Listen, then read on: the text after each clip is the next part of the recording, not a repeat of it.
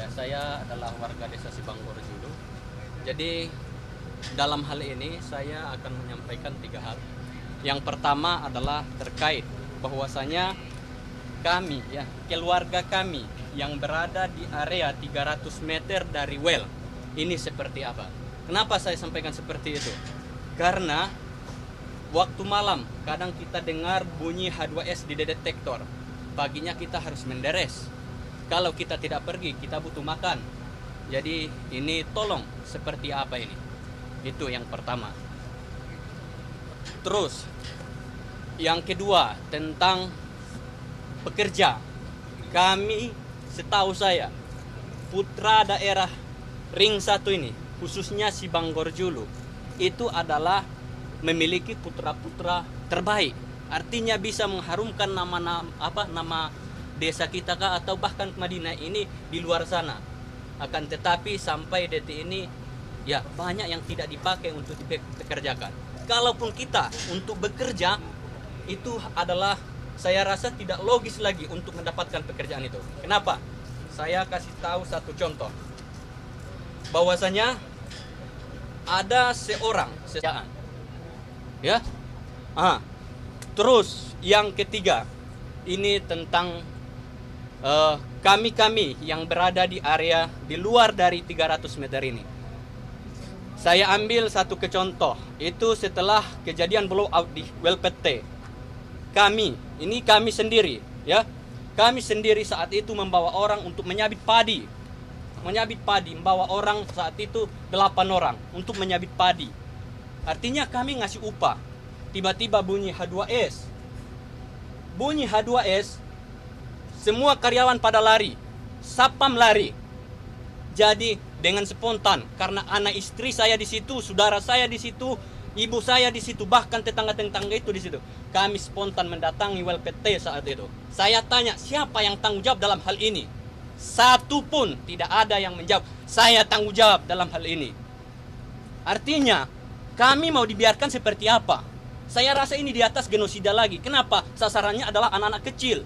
Karena ini adalah H2S. Yang mati bukan yang kita yang dewasa-dewasa ini, tapi anak-anak kita. Ya, korbannya yang sudah seperti itu. Jadi mereka hanya menyampaikan kami tanggung jawab itu di media, tapi sampai detik ini saya yang pas hari itulah, keluarga kami yang pada hari itu yang sengaja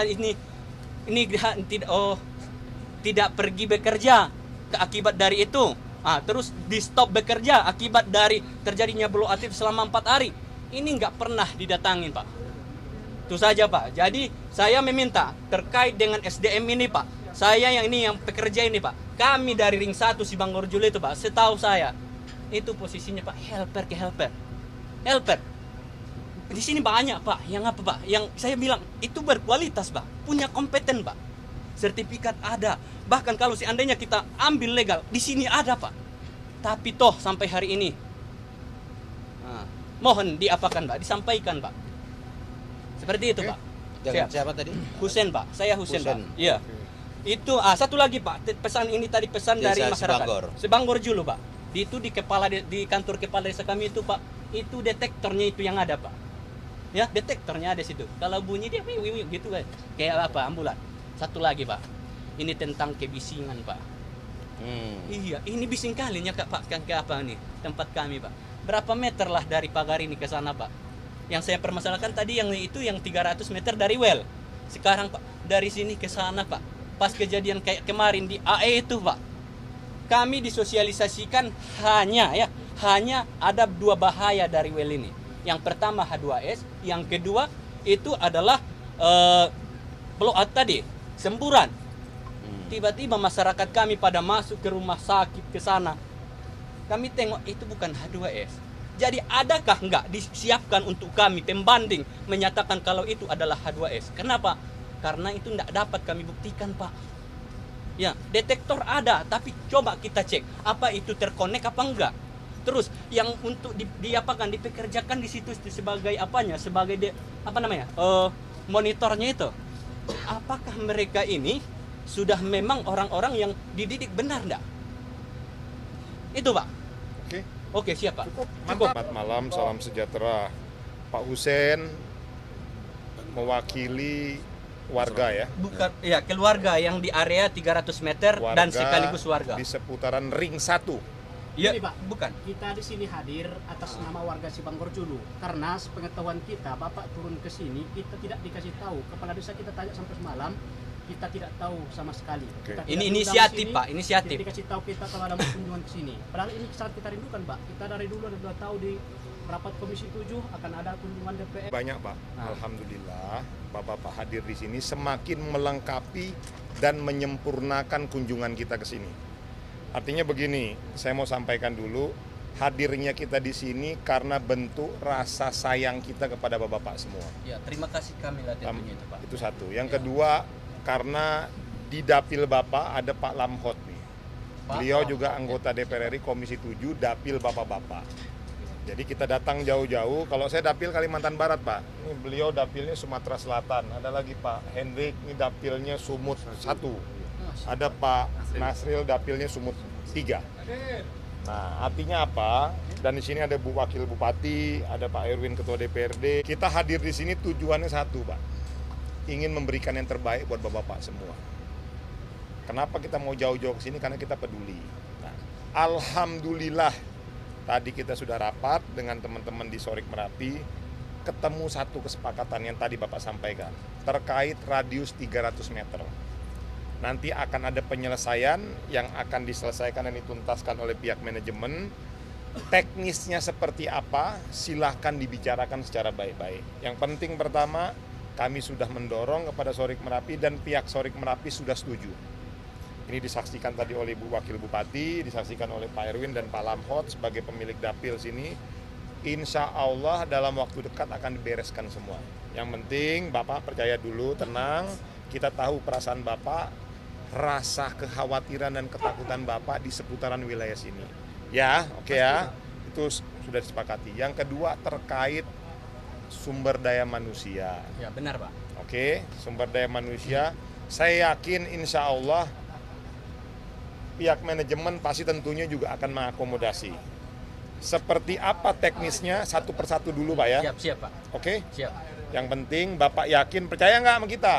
Kami tentunya percaya, Pak. Nah, ya Makanya sudah. kami datangin. Nah, Seperti kalau itu, Pak. memang udah percaya, yakin saja kita selesaikan dulu satu persatu semua permasalahan ini. Minimal yang pertama dulu masalah lahan 300 meter Oke, siap, Pak. wilayah itu. Yang penting prinsipnya adalah sesuai dengan harga pasar yang ada. Nanti akan segera dibebaskan secara bagaimana nanti silakan lah, teknis nanti diatur lebih bagus. Yang kedua terkait sumber daya manusia, silakan dibicarakan baik-baik Pak. Saya rasa Kita nggak udah akan datang, mungkin Pak. Kita nggak. udah datang. Ya tenang, Bapak santai, Siap, Pak. senyum dulu dong. Ya, siap, Pak. Mantap. Akan dikawal secara baik-baik oleh kita semua. Kami sudah turun sini karena poin pertama begini juga Pak. Kalau ada keberlangsungan pengembangan investasi di sini, tentunya masyarakat di sini juga mendapatkan kemanfaatan ke daerah. Tapi satu hal tadi menjadi catatan kita kepada Sorik Merapi, nggak boleh mengabaikan kepentingan masyarakat, gitu loh. Sudah disetujui juga Pak. Jadi insya Allah nanti Bapak bicarakan saja, tindak lanjutkan habis ini. Satu hal saya mau tegaskan bahwa kami ada di pihak Bapak. Siap. Oke? Terus Pak, satu lagi Pak. Saya mohon ini semua dikawal yang Ya, kalian berada di posisi ya paling tidak 500 meter dulu 300 meter dulu. Oke. Kami tunggu ya kalau bisa menjauh dulu dari situ. Terus setelah kami menjauh seperti itu, ini kurang kejelasan gitu maksud kami, Pak. Dan untuk fasilitas yang disediakan saat itu, Pak. Itu saya kontak langsung lah saat itu karena kebetulan ada nomor CDCR-nya sama saya, Pak kan. Itu tidak disediakan berupa ambulan pada saat itu gitu. masalah Safety tanggung jawab gitu. ini juga. Masalah ini tidak bisa diselesaikan dalam waktu 1 jam Benar, kita duduk berdiri benar di Pak, sini. benar proses Pak. Tapi Bapak yakin nggak, percaya nggak dengan kita? Kami ulangi Nah, lagi Pak. percaya ya. Karena sudah Nanti turun yang ke tadi sini. disampaikan. Memang, kami percaya sama Bapak karena Bapak harapan kami terakhir. Ya. Udah berapa kali perwakilan nanti kami ini sampai bakal- pansus di mana-mana udah kami ikut itu Pak. Nggak ada hasilnya sama kami, nggak ada yang Nah, kami insya terima. Allah nanti silakan Pak Lamhot coba di. Ya, jadi pertama begini, tadi sudah disampaikan oleh pimpinan kami Pak Maman. Kami ini jauh-jauh datang ke sini. Kalau saya, kebetulan ini daerah pemilihan saya Lamhot Sinaga. Ya, kalau beliau-beliau ini, apalagi beliau ini pimpinan Komisi 7, dapilnya Kalimantan. Harus saya bujuk-bujuk untuk datang ke sini. Harus saya bujuk-bujuk karena kesibukan beliau cukup banyak juga. Tapi kemudian beliau berkenan hadir. Kenapa? Karena ada penyelesaian yang komprehensif menyeluruh yang harus kita bicarakan dengan manajemen Sorik Merapi. Tapi disaksikan oleh Forkopimda, ada Bu Wakil, ada Pak Ketua DPRD, ada Pak Kapolres, ada Dandim. Jaksaan. Dengan transparan semua tadi kita bicarakan dari A sampai Z. Baik dari sisi teknis operasional maupun dari sisi kepedulian kita terhadap masyarakat di sekitar Sorik Merapi ini. Semua sudah kita bicarakan.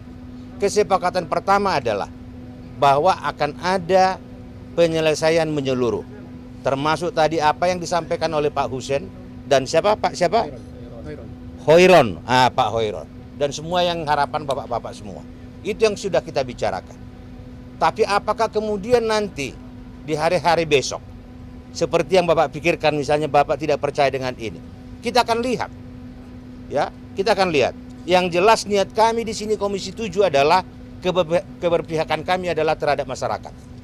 Tadi Bu Wakil sudah menyaksikan bagaimana perdebatan kita di dalam. Pak Ketua sudah menyaksikan, ya.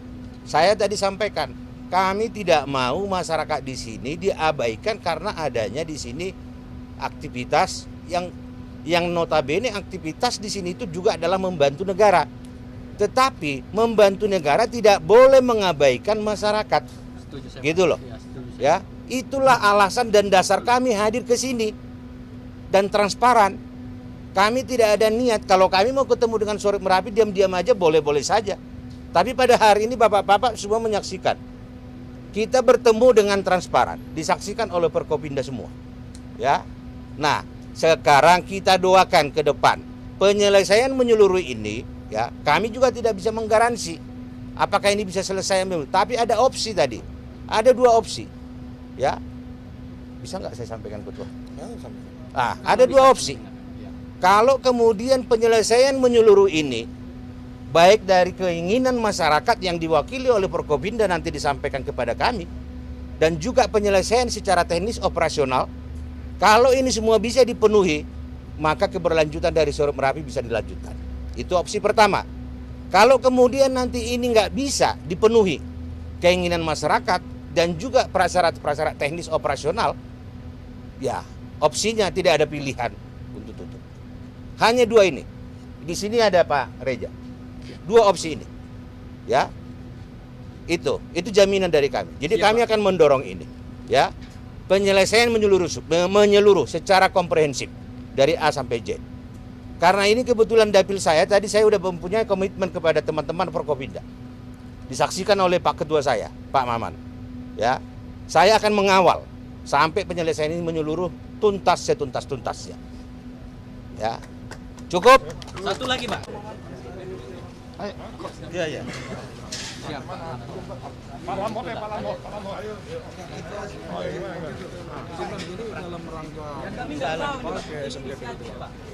Ini dalam rangka menyelesaikan permasalahan yang terjadi di Sorik Merapi ini kan ada insiden, ada fatality beberapa kali dengan pengembangan industri geotermal di negara kita. Lalu yang kedua adalah memastikan masyarakat yang kena dampak itu bisa terselesaikan semuanya.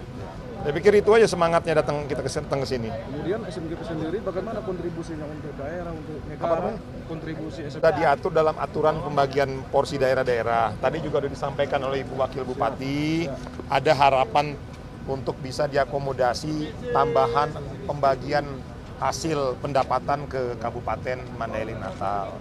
Sudah direspon juga oleh Pak Dirjen tadi, artinya tapi kan itu butuh waktu. Karena itu kan ada proses birokrasi yang memang harus kita sambil nanti aspirasi-aspirasi peningkatan pendapatan porsi daerah itu akan kita bicarakan. Sip? Terima kasih, Bang. Mantap.